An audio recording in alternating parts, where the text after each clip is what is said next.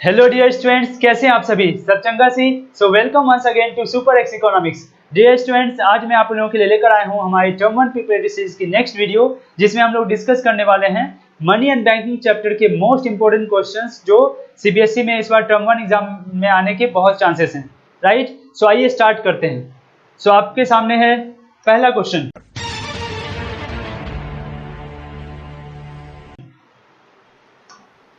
तो जैसा कि आप लोगों को पता है कि सीबीएसई ने न्यू पैटर्न अनाउंस की है। आपका जो टर्म 1 का एग्जाम होगा एक नए पैटर्न पे होगा, जिसमें आपके assertion and reasoning based questions होंगे और एमसीक्यू टाइप क्वेश्चंस होंगे। तो पहले स्टूडेंट्स इस तरह के क्वेश्चंस को हमें अप्रोच करना आना चाहिए कि किस तरह से इस क्वेश्चन को हम अप्रोच करेंगे। तो सबसे पहले इसमें इस तरह के क्वेश्चंस में आपको स्टूडेंट्स दो स्टेटमेंट दिए होंगे। एक स्टेटमेंट असर्शन होगा, असर्शन ए, और रीजन आर दूसरा स्टेटमेंट होगा। इन दोनों स्टेटमेंट्स को पढ़ने के बाद आपको इनमें से चार ऑप्शंस में से एक को पिक करने होंगे। तो ये ऑप्शंस देखते हैं एक बार। ऑप्शन ए जो है स्टूडेंट्स, इसमें है both assertion A and reason R are true and reason R is correct explanation of assertion A. तो इसमें दोनों स्टेटमेंट आपको लगे ट्रू है और आपको लगे कि रीजन आर जो है असर्शन ए को करेक्टली एक्सप्लेन कर रहा है, तो आप ऑप्शन ए को पिक करोगे। अगर आपको लग रहा है दोनों स्टेटमेंट ट्रू है बट असर्शन जो रीजन आर है वो असर्शन ए को करेक्टली एक्सप्लेन नहीं कर रहा है, तो आप ऑप्शन बी को पिक करोगे। और अगर आपको लगता है कि असर्शन ए ट्रू नहीं है, फॉल्स है, स्टेटमेंट ए फॉल्स है और असर्शन ए ट्रू है, तो उस केस में आप जो है डी ऑप्शन पिक करोगे, है ना। और आपको अगर लगता है कि असर्शन ए तो ट्रू है बट रीजन आर जो है वो फॉल्स है, तो आप ऑप्शन सी को पिक करोगे। राइट, इस तरह से आपको अप्रोच करना है इस तरह के क्वेश्चंस को। तो आइए सबसे पहला क्वेश्चन देखते हैं। Currency held with the government and banks is not included in money supply. जो करेंसी जो गवर्नमेंट के पास होती है या बैंक्स के पास होती है, उसको मनी सप्लाई में इंक्लूड नहीं करते हैं। क्या ये ट्रू है? यस स्टूडेंट, ये बिल्कुल ट्रू है, क्योंकि आपको पता है कि हमने मनी एंड बैंकिंग चैप्टर जब डिस्कस कर रहे थे उसमें हमने सीखा था कि जो गवर्नमेंट के पास या बैंक्स के पास जो मनी होते हैं वो क्या है, बैंक्स या गवर्नमेंट जो है वो मनी सप्लायर्स ऑफ मनी है। राइट, तो सप्लायर्स ऑफ मनी के पास जो करेंसीज होते हैं या नोट्स होते हैं उसको मनी सप्लाई में इंक्लूड नहीं किया जाता है। राइट, तो ये स्टेटमेंट बिल्कुल ट्रू है। और रीजन आर को देखें तो money held by the suppliers of money not included in estimation of money supply, यही चीज हमने अभी डिस्कस किया, तो ये भी ट्रू है और ये इसका करेक्ट एक्सप्लेनेशन भी है। तो ऑप्शन कौन सा होगा? ऑप्शन ए आपका आंसर होगा।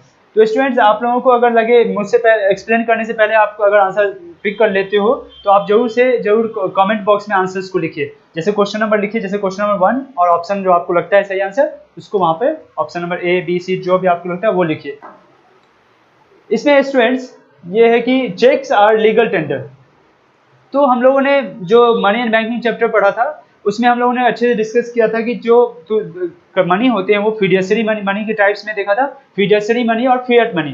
फिएट मनी जो होते हैं वही लीगल टेंडर होता है, और लीगल टेंडर जो होता है it is passed by the order of the government, और किसी के लिए भी इसको लेना जो होता है, इसको एक्सेप्ट करना जो कंपल्सन होता है। राइट, तो लीगल चेक्स जो होते हैं वो चेक्स लीगल टेंडर नहीं होते, क्योंकि चेक्स क्या होते हैं, फिडियसरी मनी होता है, वो हमने देखा था। राइट, तो फिडियसरी मनी जो होते हैं वो म्यूचुअल ट्रस्ट के बिहाफ पे ली जाती है। अगर पेयर और पेयर के जो बीच म्यूचुअल ट्रस्ट है तो वो एक दूसरे को चेक्स एक्सेप्ट कर सकते हैं। राइट, तो ये जो होगा स्टेटमेंट आपका फॉल्स है। अगर रीजन आर देखें तो ये fiduciary money is that money which is accepted as a medium of exchange because of the trust between the payer and the pay, ये बिल्कुल ट्रू है स्टेटमेंट। तो आपका असर्शन ए फॉल्स है, रीजन जो है आर वो ट्रू है, तो कौन सा ऑप्शन पिक करोगे? ऑप्शन नंबर डी पिक करोगे। अगर स्टूडेंट्स आपको किसी कॉन्सेप्ट में क्लैरिटी नहीं है तो जरूर से जरूर आप जो है वीडियोज जो देख लीजिए, मनी एंड बैंकिंग के जो हमने वीडियो डिस्कस किए हैं उसको जरूर देखिए, जिसका लिंक जो है डिस्क्रिप्शन में नीचे मिल जाएगा आपको। The value of money multiplier is determined by reserve ratio prevailing in the monetary system। क्या ये ट्रू है? जो वैल्यू ऑफ मनी मल्टीप्लायर है वो डिटरमाइन होता है, रिजर्व रेशियो क्या है, रिजर्व रेशियो यहाँ पर लीगल रिजर्व रेशियो की बात हो रही है, उस पर डिपेंड करता है। तो बिल्कुल सही है, क्योंकि आपको पता है मनी मल्टीप्लायर क्या होता है, money multiplier equals to 1/LRR। तो ये किसके ऊपर डिपेंड करता है? लीगल रिजर्व रेशियो जो है मॉनेटरी सिस्टम में जो प्रिवेलिंग है उस पर डिपेंड करता है। तो ये बिल्कुल ट्रू स्टेटमेंट है। अब देखिए, commercial banks can lend LRR times the primary deposits. क्या ये ट्रू है? हमने पढ़ा था जो कमर्शियल बैंक से कितनी मनी को लैंड कर सकती है, तो उसमें क्या होता है कि आप जो है 1/LRR टाइम्स जो है वो क्या करते हैं, total deposit, total money creation by the commercial banks क्या होती है 1/LRR times primary deposit, right. तो उतना पैसा जो है वो मनी क्रिएट कर सकती है कमर्शियल बैंक। बट अगर लैंडिंग की बात आती है तो उसमें से क्या करना होगा, टोटल डिपॉजिट में से आपको माइनस करना होगा प्राइमरी डिपॉजिट को, राइट। तो टोटल डिपॉजिट क्या होता है, टोटल डिपॉजिट अगर हम देखें वो होता है आपका 1/LRR टाइम्स प्राइमरी डिपॉजिट, ठीक है। अब इसमें से टोटल डिपॉजिट जो होती है उसमें से क्या करना होता है, जो रिजर्व रिक्वायरमेंट है उसको माइनस कर दीजिए, तब जाके जो अमाउंट बचता है वो अमाउंट बैंक किसी को लेंड कर सकता है। तो यहाँ पर ये स्टेटमेंट आपको देख सकते हो, ये स्टेटमेंट फॉल्स होगी फिर, है ना। तो ये स्टेटमेंट फॉल्स होगी तो कौन सा ऑप्शन होगा आंसर, तो असर्शन ट्रू है और रीजन फॉल्स है, तो ऑप्शन नंबर सी। ओके, तो आइए नेक्स्ट क्वेश्चन देखते हैं, क्वेश्चन नंबर 5।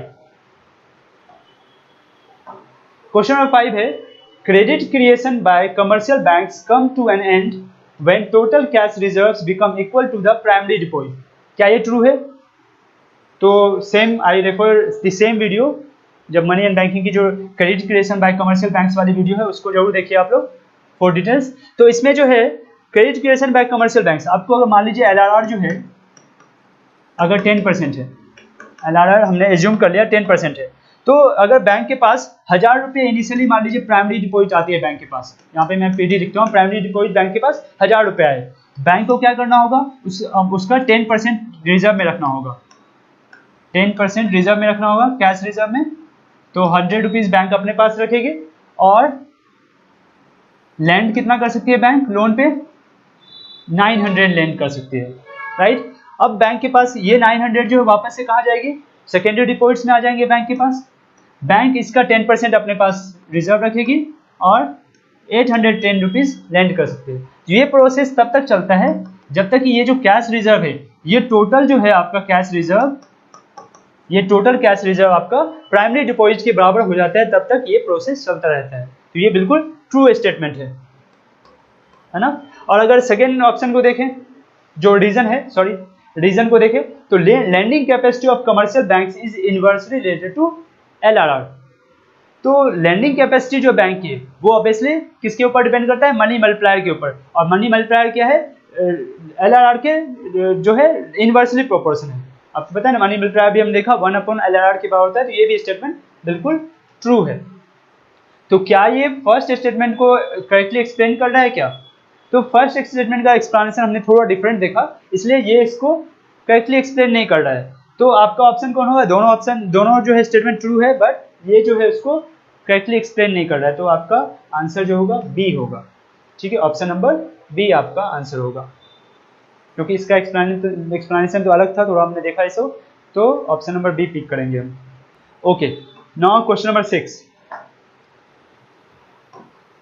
क्वेश्चन नंबर 6 है students, to check inflation in the economy central bank should sell government bonds and securities.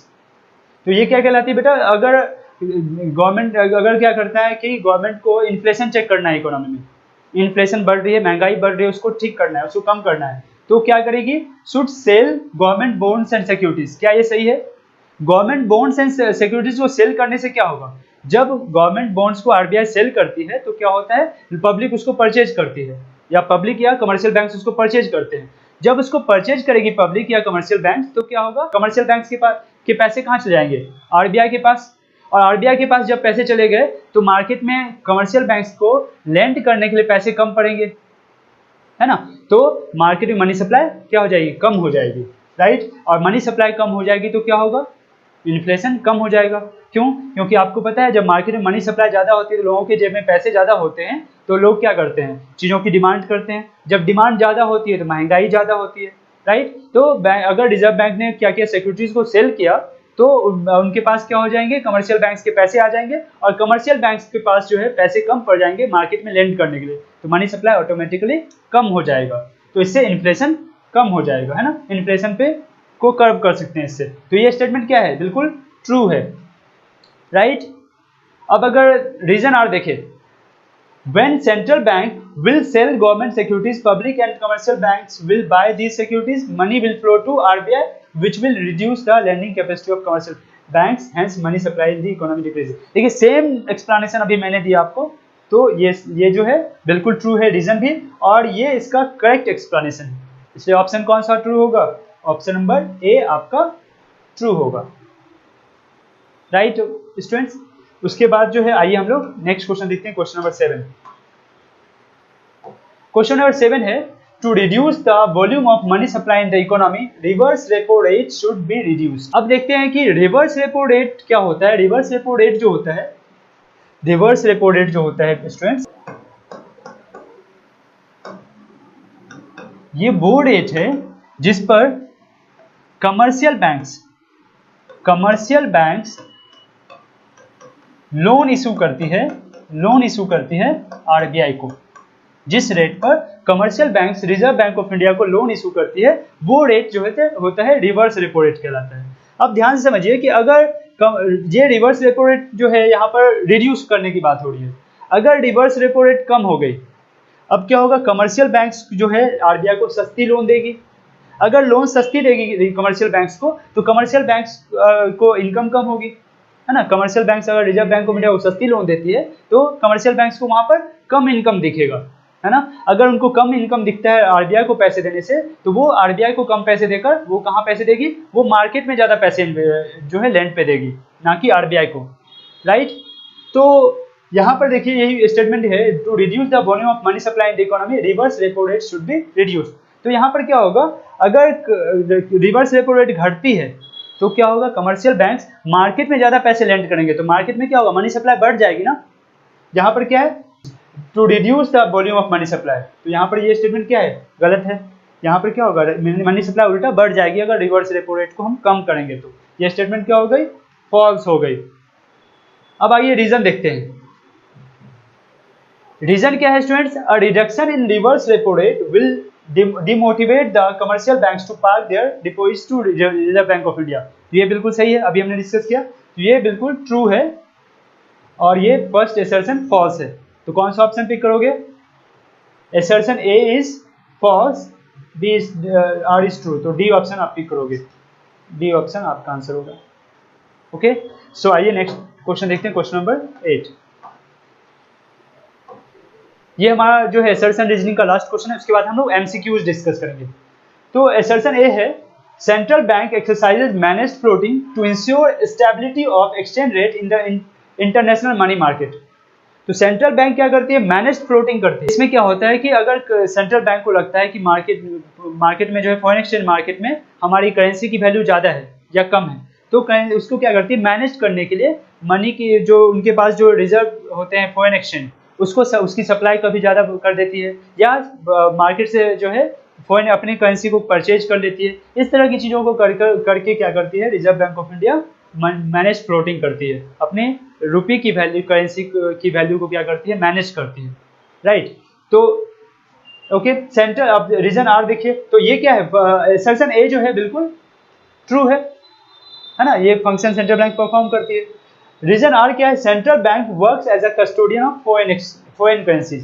तो रीजन आर भी ट्रू है, क्योंकि सेंट्रल बैंक जो है वो किस तरह से काम करती है, कस्टोडियन ऑफ फॉरेन एक्सचेंज की तरह से काम करती है, और इसलिए वो मैनेज फ्लोटिंग कर पाती है, राइट।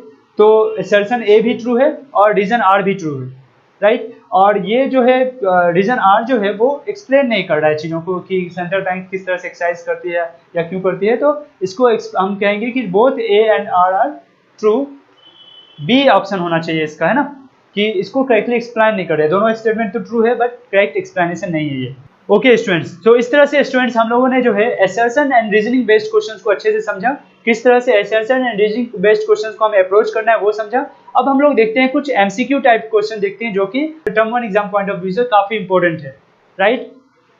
तो आप लोग भी मेरे साथ पार्टिसिपेट कीजिए, और आपको जो भी आंसर लगता है मेरे एक्सप्लेन करने से पहले कमेंट बॉक्स में जरूर लिखिए। तो फर्स्ट क्वेश्चन है students, who is the supplier of money in India. जल्दी से बताइए, who is the supplier of money in India. Money के सप्लायर कौन है इंडिया में? गवर्नमेंट है क्या, रिजर्व बैंक ऑफ इंडिया है क्या, कमर्शियल बैंक है क्या? ये तीनों जो है मनी सप्लाई करते हैं। आपको पता है ना गवर्नमेंट क्या सप्लाई करती है? जितने भी कॉइन्स हैं, है ना, जितने भी कॉइन्स हैं वो सारे गवर्नमेंट सप्लाई करती है। रिजर्व बैंक ऑफ इंडिया क्या करती है? जितने भी नोट्स हैं, करेंसी नोट्स, वो सारे reserve Bank of India supply करती है। और कमर्शियल बैंक्स को भी मनी सप्लायर कहा जाता है, क्योंकि कमर्शियल बैंक्स क्या करते हैं? क्रिएट करती है मनी को, क्रेडिट क्रिएट करती है, तो क्रेडिट क्रिएशन के थ्रू मनी सप्लाई करती है, इसलिए इसको भी मनी सप्लायर कहा जाता है। तो ऑल ऑफ दीज आंसर होगा ऑप्शन नंबर डी होगा। अब नेक्स्ट क्वेश्चन देखिए, in India coins are issued by, coins कौन इशू करता है? अभी हमने डिस्कस कर लिया, गवर्नमेंट इशू करती है, तो ऑप्शन नंबर ए, राइट। चलिए नेक्स्ट क्वेश्चन देखिए, क्वेश्चन नंबर 3 देखिए, the ratio of total deposit that commercial banks has to keep with central bank. जल्दी से बताइए कौन सा ऑप्शन होगा? रेशियो ऑफ टोटल डिपॉजिट्स, आपको पता है ना कि जो टोटल डिपॉजिट्स आते हैं कमर्शियल बैंक्स के पास, उसका एक सर्टेन अमाउंट उनको क्या रखना होता है? अपने पास कैश रिजर्व रखना होता है ना, जिसको हम लोग कहते हैं LRR, लीगल रिजर्व रेशियो। और इसके दो पार्ट्स होते हैं, एक पार्ट होता है CRR और एक पार्ट होता है SLR, स्टैट्यूटरी लिक्विडिटी रेशियो और कैश रिजर्व रेशियो, राइट। तो इनको जो है, जो रिजर्व बैंक ऑफ इंडिया के पास जो अमाउंट रखना होता है, जो रेशियो रखना होता है, उसको हम लोग CRR कहते हैं, राइट। तो ऑप्शन कौन सा होगा आपका आंसर? ऑप्शन नंबर बी आपका आंसर होगा, ठीक है, ऑप्शन नंबर बी आपका आंसर होगा। नेक्स्ट देखिए question number 4, advantage of RBI having the soul authority of issuing notes. RBI को जो आपको पता है कि सोल अथॉरिटी नोट्स इशू करने की, उसके अलावा इंडिया में कोई भी नोट्स इशू नहीं कर सकता है, राइट। इसकी एडवांटेज क्या क्या है? तो इजी टू सुपरवाइज, इसको अगर आप कोई एक अथॉरिटी अगर को नोट्स इशू कर रही है, तो गवर्नमेंट के लिए उसको सुपरवाइज करना बहुत आसान हो जाता है, ये करेक्ट ऑप्शन है। दूसरा ऑप्शन देखिए, यूनिफॉर्मिटी इन नोट इशू, अगर एक ही अथॉरिटी अगर नोट इशू करेगी तो नोट्स क्या होंगे? एक यूनिफॉर्म कैटेगरी के होंगे, एक ही तरह के नोट्स होंगे, है ना, एक पार्टिकुलर टाइप का होगा, एक पार्टिकुलर पैटर्न का होगा। जैसे आपको पता है reserve Bank of India note issue करती है, उसमें क्या होता है? गवर्नर का सिग्नेचर होता है, महात्मा गांधी की फोटो होती है उसमें, है ना। तो एक ही तरह का नोट इशू होती है, एक पार्टिकुलर पैटर्न का नोट इशू होता है, तो यूनिफॉर्मिटी होगी। Easy to control and regulate credit, अगर गवर्नमेंट को क्रेडिट, और गवर्नमेंट या रिजर्व बैंक ऑफ इंडिया को क्या करना है? क्रेडिट को कंट्रोल करना है, मार्केट में कितनी मनी सप्लाई हो रही है ना, इन सब चीज़ों को चेक करना है, तो ये काफ़ी आसान होगा कि एक ही अथॉरिटी मनी सप्लाई मनी को, नोट्स को प्रिंट कर रही है, नोट्स को इशू कर रही है ना। तो ये सारे ऑप्शंस ट्रू हैं, तो ऑल ऑफ दिस आंसर होगा, तो आपका ऑप्शन नंबर डी ट्रू है, आंसर सही है। ओके, नेक्स्ट देखिए क्वेश्चन नंबर 5। क्वेश्चन नंबर 5 क्या है students? Full bodied money refers to money whose. Full bodied money क्या होता है? इसको हम लोगों ने डिस्कस किया है ऑलरेडी। फुल बॉडीड मनी जो होता है, जिसमें क्या होते हैं? कमोडिटी वैल्यू, क्या ऑप्शन ए देखिए ट्रू है क्या? Commodity value greater than money value, तो ये ऑप्शन गलत है। Commodity value is less than money value, ये भी नहीं है सही। Commodity value equals to money value, तो स्टूडेंट्स फुल बॉडीड मनी वो मनी होता है जिस कमोडिटी की वो बनी हुई है और उसकी जो मार्केट में मनी वैल्यू है, वो दोनों अगर बराबर होती है तो वो फुल बॉडीड मनी कही जाती है। तो ऑप्शन नंबर आपका सी आंसर होगा, राइट। नेक्स्ट देखिए, commercial banks create money by way of. Commercial banks money कैसे क्रिएट करती है ना। तो कमर्शियल बैंक्स कैसे मनी क्रिएट करती है? क्या वो फिक्स डिपॉजिट के through, issuing bonds, demand deposit? तो कमर्शियल बैंक्स कैसे क्रिएट करती है? डिमांड डिपॉजिट के थ्रू। कैसे? तो सबसे पहले कोई प्राइमरी डिपॉजिट उनके पास आता है, उन प्राइमरी डिपॉजिट को वो क्या करते हैं? किसी को लोन पर देती है ना, जो सर्टेन अमाउंट CRR वगैरह LRR है वो उनको रखना होता है, बाकी पैसे वो क्या करती है? लोन पे देती है। वो लोन वाला अमाउंट जो होता है वो कहाँ जाता है? वो लोन वाला अमाउंट जो है कस्टमर के, जिसे लोन इशू किया गया है, उसके अकाउंट में जाती है, तो वो क्या हो? डिमांड डिपॉजिट्स हो जाती है ना। तो वो डिमांड डिपॉजिट्स कही जाती है, और इसलिए जो है उसी मेथड से, और डिमांड डिपॉजिट्स क्या होता है? फिर से वापस जो है बैंक में आ जाती है, और उसका भी सर्टेन अमाउंट बैंक क्या करती है? रिजर्व में रखती है, और फिर बाकी पैसों को लोन पर दे देती है। इस तरह से डिमांड डिपॉजिट को यूज करके बैंक क्या करती है? कमर्शियल बैंक क्रेडिट क्रिएट करती है मार्केट में, राइट। तो ऑप्शन नंबर सी आपका ट्रू होगा, सही होगा। ओके, आइए नेक्स्ट क्वेश्चन देखते हैं, question number 7। Question number 7 students है, न्यूमेरिकल है। टोटल डिपॉजिट्स, इस तरह के न्यूमेरिकल्स भी आ सकते हैं आपके टर्म 1 एग्जाम में। टोटल डिपॉजिट क्या है 4000, तो टोटल डिपॉजिट आपका है 4000 और इनिशियल डिपॉजिट कितना है 800 करोड़। तो आपको LRR बताना है।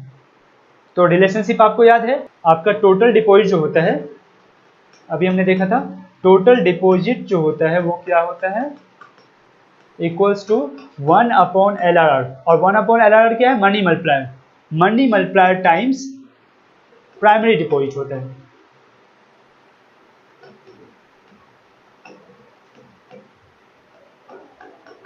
Right, total deposit equals to 1/LRR times primary deposit. तो यहां से आप देखिए 1/LRR, LRR आपको पता नहीं है तो 1/LRR को ऐसे रहने देते हैं, into primary deposit. Primary deposit कितना है 800 करोड़, सभी मत लिखिए 800। टोटल डिपॉजिट कितना है 4000।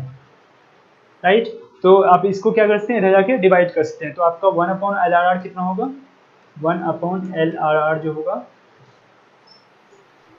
1/LRR कितना हो जाएगा आपको 4000 डिवाइड बाय 800, है ना, ये कितने बराबर होगा 5 के बराबर। ठीक है, 1/LRR आपका 5 आ गया। अब 1/LRR 5 आ गया, तो इसके बाद इसको हम ऐसे लिख सकते हैं, LRR equals to LRR equals to 1/5 भी लिख सकते हैं, है ना, 1/5। और 1/5 को अगर हम देखें, हमें क्या निकालना है, LRR निकालना है परसेंटेज ग्राम्स में, तो ये क्या हो जाएगा 0.20 और इसका मतलब 20%। ठीक है, तो LRR कितना होगा 20% आपका आंसर होगा। देखिए कौन सा ऑप्शन होगा, ऑप्शन नंबर बी आपका करेक्ट होगा। ठीक है, चलिए नेक्स्ट देखते हैं क्वेश्चन नंबर 8। टोटल डिपॉजिट जो है वो कितना है वो पता करना है आपको। टोटल डिपॉजिट पता लगाना है। इनिशियल डिपॉजिट आपको पता है 500 करोड़ और LRR 10%। तो सेम फॉर्मूला यूज करेंगे। टोटल डिपॉजिट क्या होते हैं,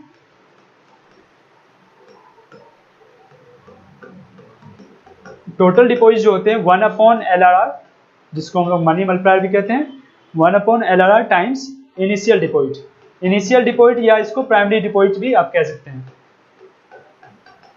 राइट, तो टोटल डिपॉजिट कितना हो जाएगा 1/LRR कितना होगा 1/10% इंटू 1/10% इंटू 500।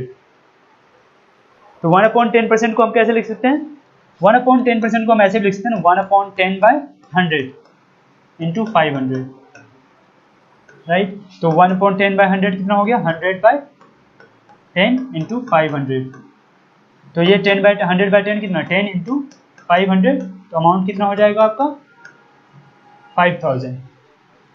तो इसका स्क्रीनशॉट भी जरूर ले लीजिए। तो आंसर कौन सा हो जाएगा आपका 5000, कौन सा ऑप्शन है, देखिए ऑप्शन नंबर ए आपका आंसर हो जाएगा। राइट, चलिए उसके बाद नेक्स्ट देखते हैं question number 9। So students repo rate क्या होता है, तो रेपो रेट वो रेट होता है जिस रेट पर commercial banks reserve Bank of India से लोन लेती है for shorter period of times. Right, छोटे समय अवधि के लिए अगर लोन लेती है तो उसे हम रेपो रेट कहते हैं। तो आंसर देखिए पहला ऑप्शन जो है लॉन्ग टर्म तो होगा नहीं, short term borrowing bye commercial banks, तो यही ऑप्शन होना चाहिए। राइट, तो आपका आंसर जो होगा बी ऑप्शन होगा। ओके, सो नेक्स्ट देखते हैं क्वेश्चन नंबर 10। क्वेश्चन नंबर 10 जो है students, the process of buying and selling of securities by the central bank of a country is known as. So जो सेंट्रल बैंक है वो क्या करती है, गवर्नमेंट बॉन्ड्स और सिक्योरिटीज को मार्केट में बाय और सेल करती है, मार्केट में मनी सप्लाई को कंट्रोल करने के लिए। तो इसे कहा जाता है ओपन मार्केट ऑपरेशंस। जब हमने functions of reserve Bank of India पढ़ा था उसमें रिजर्व बैंक ऑफ इंडिया का फंक्शन पढ़ा था क्रेडिट कंट्रोल। उसमें दो मेथड्स है, क्वालिटेटिव मेथड्स और क्वांटिटेटिव मेथड्स, जिसमें क्वालिटेटिव मेथड्स में हमने ओपन मार्केट ऑपरेशन को पढ़ा था। तो आंसर क्या होगा हमारा ए।